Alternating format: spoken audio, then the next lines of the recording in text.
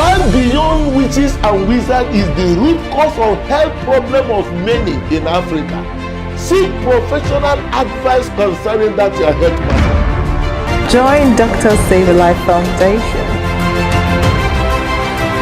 You and Your Health with Dr. Richard Okoye. Now on AIT every Monday by 9:30 a.m. You are still on You and Your Health. I'm Dr. Richard Okoye, and we are continuing with this series. We are looking at the issue of the prevention of neonatal and maternal mortality. And this time around, I want us to look into a critical section that we gear toward protecting our pregnant women. The level of maternal mortality in this side of the world is not acceptable anywhere in the world, and we cannot continue because majority of this has been ignorant based. We have been able to debunk the misinterpretation and the misconception following the issue of Hebrew woman delivery, and we saw in the Bible in one of our episodes that there is nothing like Hebrew woman delivery. And I share with you about the ugly trending news of a lady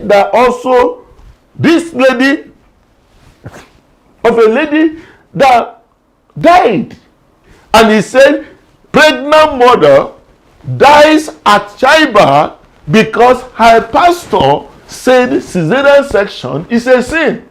Okay. So today we're going to look at some of this because majority of the deaths we have recorded is either because of one certain traditional or religious narrative. And that's why I want to beckon on you. Today is going to be a very big bomb. See, pick up your phone as we are continuing this very episode. Pick up your phone, invite your friends. Invite your loved one. Just encourage them to tune into this very station as we're going to look into the causes of maternal death, also from the angle of what is called hemorrhage. Doctors call it hemorrhage, which is like bleeding. And there are certain bleeding a woman could have that will call for cancer during pregnancy, during delivery, and after delivery. Yes, a lot of them you will get to hear today. And I want you just to pick your phone, do that. I'll be right back as we look into this very detail. Operation Total Health through the power of knowledge and save more lives to achieve our goal, Vision 2025. The Nigerian life expectancy count 25 will be nothing less than 70 years. It's a reality. You and Your Health with Dr. Richard Okoye. Now on AIT every Monday by 9:30 a.m. Welcome back. You are still on You and Your Health. I'm your friend, Dr. Richard Okoye. And today we're going to look at something. We have been able to deal with the issue of neonatal mortality. And neonatal mortality, some of the babies also claim to have been okay at birth, may have a brain problem where they're not performing optimally in school. We saw how it all happened. If you're not able to get that segment because of the time, I want you to follow us on Facebook or YouTube channel to be able to get some of this very health information, internalize them. You can save your family and your loved one also. So in today's edition, we are looking at 3 categories of bleeding that could happen in a woman that is pregnant. A woman menstruates every month, and it's expected that when a woman is pregnant, the woman should not bleed. All right? But there are things that could make a woman bleed during pregnancy. And the number one, they call them, in fact, they are in 3 categories. They call them antepartum hemorrhage, intrapartum hemorrhage, and also postpartum hemorrhage. It's a big grammar of doctors. What is saying that bleeding during pregnancy, and also the bleeding after pregnancy, during delivery, and bleeding after pregnancy, even up to 42 days, 6 weeks after delivery. Now, at this very point, I would like us to start additionally to bleeding that occurs at the early stage of pregnancy, which is also very critical. I want you to listen to this. To be in position to achieve pregnancy, there is a process. And that's one of the things I want us to have a look at here. This is actually what makes a woman reproductive system, as it were. And you have the vagina. Right inside the vagina, you have a place like the tip of the nose, you call it the cervix, and then you have the womb itself, and then you have the fallopian tube getting to the ovary. All right? Every month, a woman produces egg here, and you call it ovulation. And that ovulation, the egg is released and comes into this fallopian tube. If coincidentally it meets with the spouse at that particular point in time, the sperm drop in the vagina, enters the womb, and passes through the womb and gets to the same fallopian tube. This is where the baby, inside this fallopian tube, is where the sperm and the egg meet to start a baby life. And that is what is called fertilization. All right? Very important to point out here that the issue that has to do with pregnancy, baby formation does not start in the womb. It starts in the fallopian tube. And you know what? That fallopian tube ought not to be the destination of this baby, because his number one is very tiny. What he does is a transport route, whereby after this fertilization, the baby is being carried with a kind of a roller, something like less of millipede that's called cilia, and carry them and plant inside this womb, where the baby can now have a capacious space to grow and expand, and pregnancy can happen here. Be that as it may, there could be occasion where this particular baby that starts forming here, something may happen that he gets trapped in this fallopian tube. And when he gets trapped in that fallopian tube, something will happen. Conventionally, the baby has to grow. And in the first 1 month, the second month, the baby will keep on expanding, and all of a sudden, this very tube will start expanding, and lo and behold, if nothing is done, or that being dictated as early as possible, there's a possibility of this very tube burst out with the baby, as well as the blood vessel bleeding torrentially. It could happen.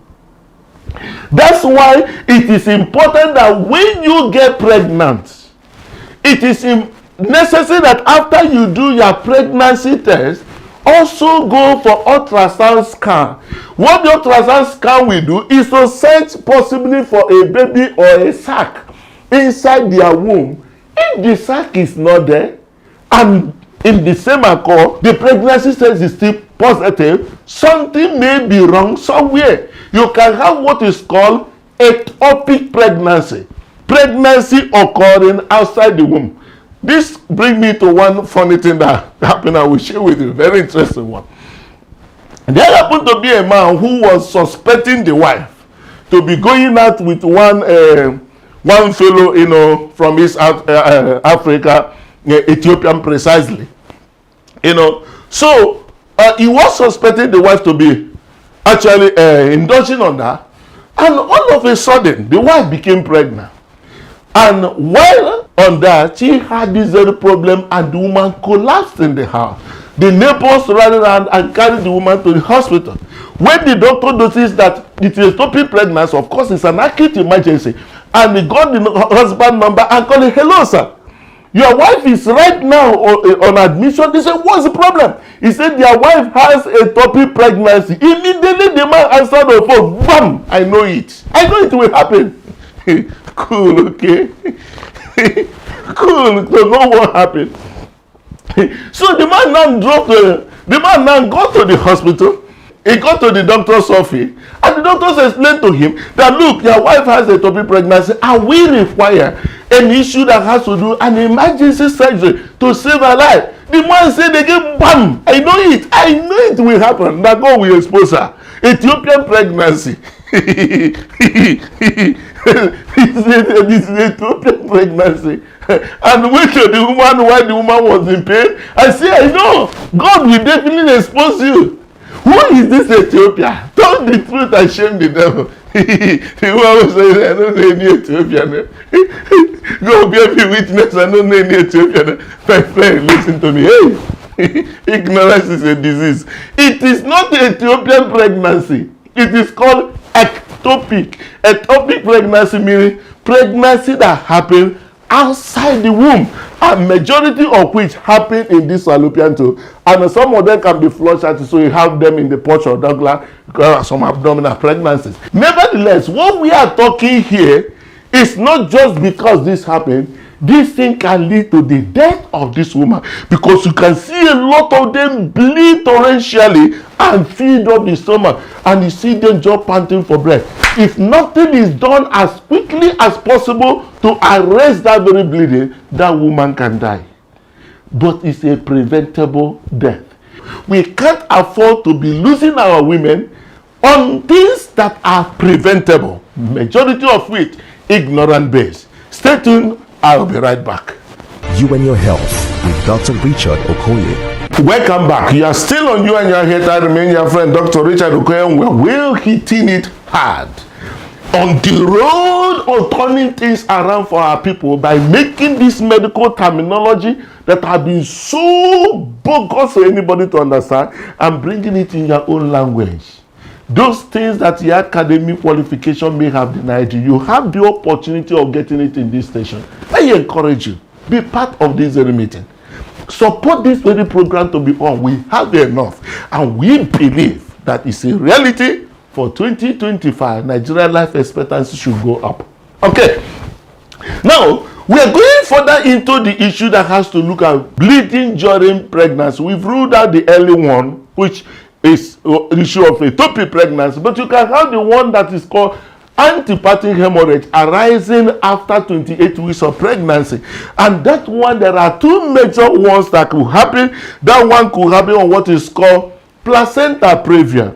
Now, can you have a look at this so that we appreciate it very well? I showed us this thing last time, that normally placenta is where the baby gets all the blood supply, oxygen supply, food supply, and all that.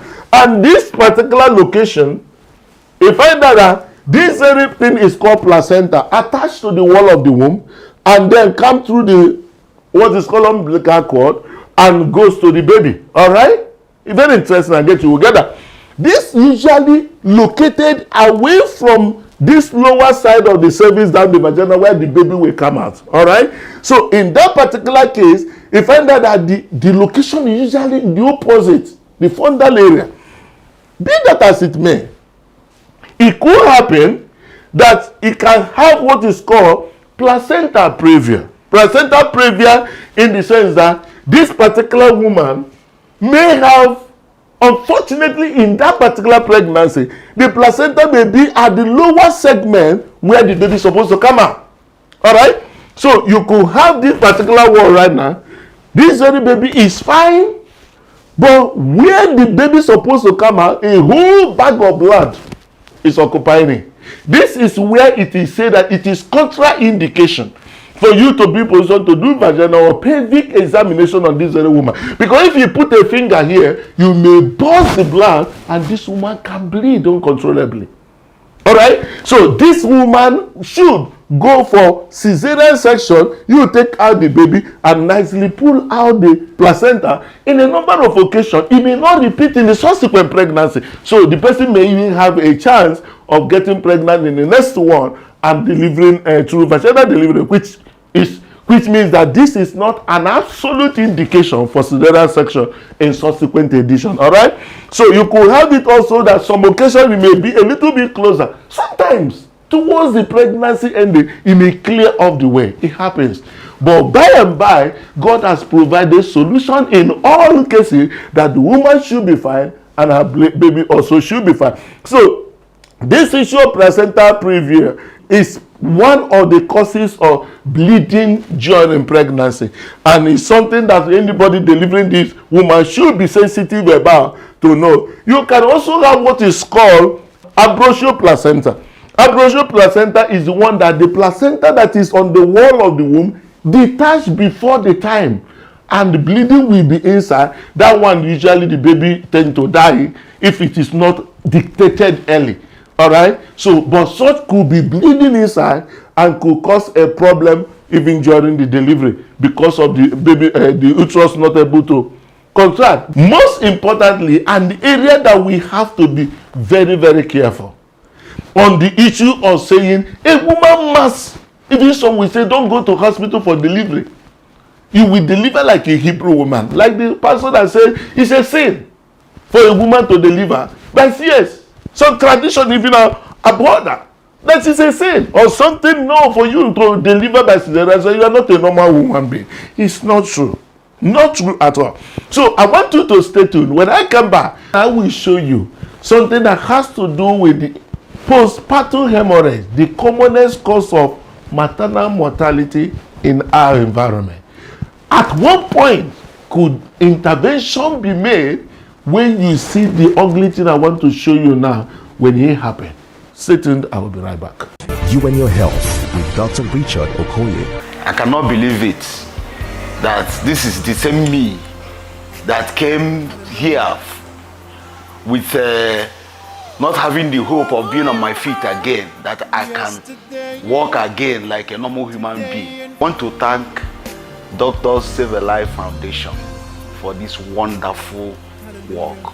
To God and to God only be the glory. You and Your Health with Dr. Richard Okoye. Welcome back. You are still on You and Your Health, and we have a deep exposure to share with us when it has to do behind the scene. Those things that your doctor know that he may not have told you that form part of his decision of saying, hey, madam, something is going to happen and something need to happen fast. Have you been in a situation where a doctor during delivery and all of a sudden, as they struggle and begin to add that the womb ought to be removed? So what is wrong? Is it not an act of incompetency that a doctor that could be in position, they say they have to deliver, and all of them, the doctor is saying that womb has to be gone? A very painful thing anyway, and of course not something anybody could accept. But I will tell you one of the ugly things, which is the commonest cause of maternal mortality in our environment, and that has to do with what is called intrapartum hemorrhage and postpartum hemorrhage. Because sometimes both cases, they don't have a very sharp line, and that has to do with the issue we have already discussed, that when there is an abnormal placenta location, the person even during delivery, you may meet bleeding also. But the one that is so worrisome, that most times when they talk about the third stage of labor, is that having delivered the baby, after cutting the umbilical cord, just hold it gently and gently. The placenta will just follow you freely and come out. That is in a normal circumstance. In a normal circumstance, you can deliver a woman anywhere, provided all things being equal. You deliver the baby, you grab the umbilical cord, shake a little, it comes out. Delivery is over. Be that as it may, there could be a worst case scenario happening in an undefined and undetermined cases. What do I mean by that? There could be a scenario where this is the wall of the womb and the placenta is attached. It's not something that the grip is not so strong, you pull. Unfortunate situation on what is called placenta accreta. Placenta accreta is the one that instead of just attaching inside the wall of the womb, it may now grow a little inside the wall and get grabbed. So in that very case, you may not be able to pull it. You try to pull it, you find out that the placenta can't come out. Man, it's a very serious situation. As an advanced form of placenta accreta, you can have what is called a placenta increta. Increta is the one that grows beyond this very wall and go into the muzzle of the womb. Look at this. This is the womb itself. This very one, I just want you to have a look at it. There's a muzzle of the womb that's inner lining where the baby normally stays. This very placenta sometimes may grow just under and go into this very muscle. So it will become very firm. Most times to bring out, it will be coming out in pieces. And that time it's coming out in pieces, it could be terribly, the bleeding could be something else. Alright. And you could also have a scenario where the placenta can grow from here, enter this muscle, and go out. That's what is called pancreata. In a situation, it can even grow into the neighboring must into neighboring structures. A very, very horrible situation at that point. If nothing is done, that woman will bleed to death. And that's why I want to call upon traditional birth attendants to have a maternity in a situation where you are having a challenge during the third stage of labor. Don't act. Don't show to be a Superman. There's nothing. The life of that woman is at stake.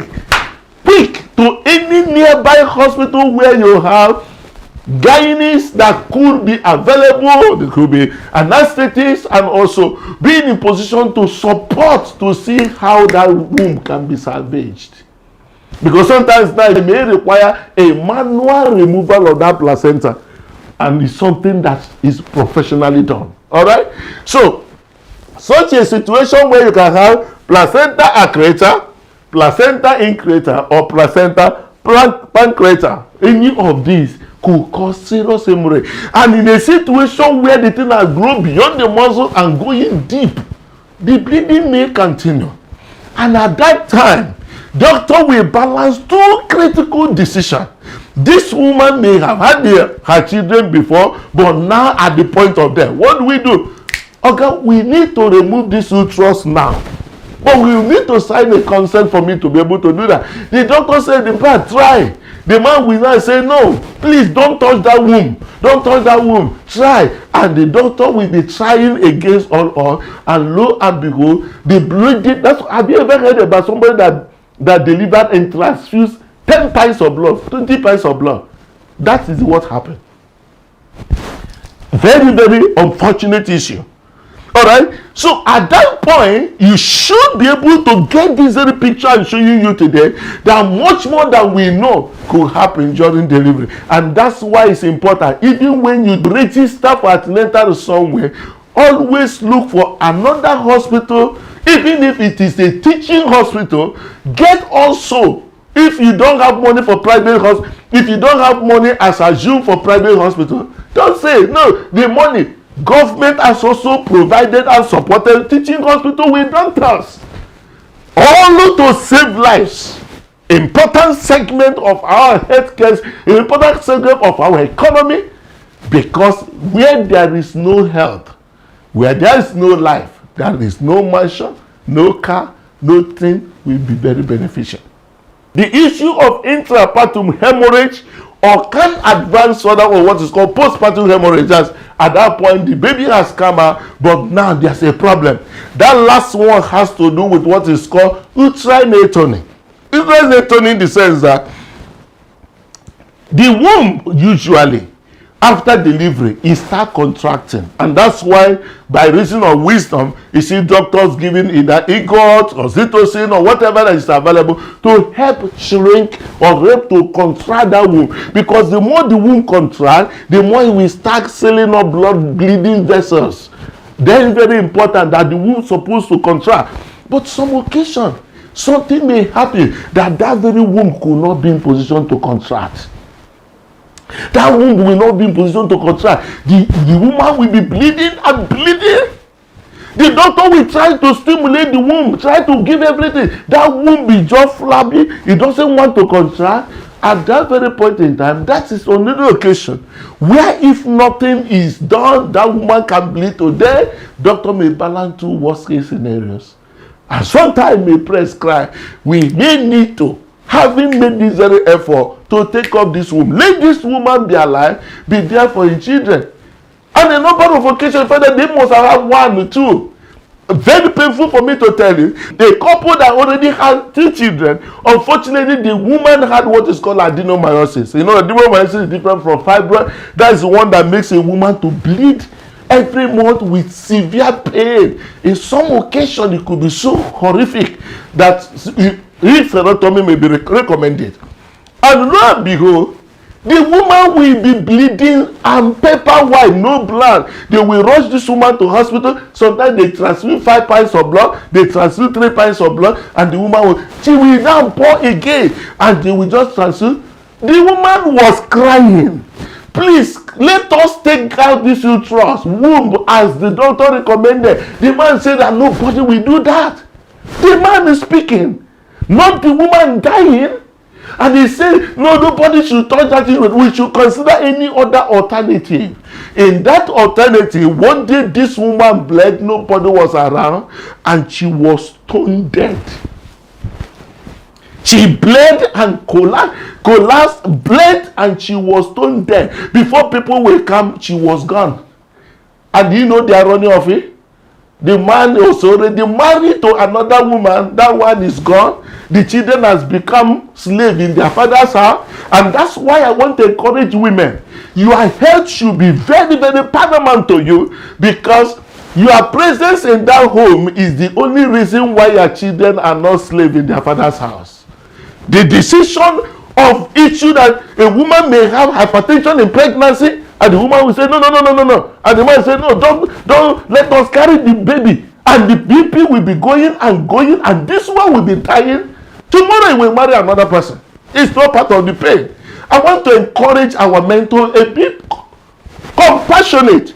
I don't blame you because you don't actually know what pregnancy is all about. But be compassionate that the life of your wife is so precious more than children. So precious more than any other thing. Precious. And that's why I want to encourage everyone to be part of this very campaign. Whatever you get today, share it to all. Together, that life expectancy we are coming up with is the reality. God bless you as I see you again.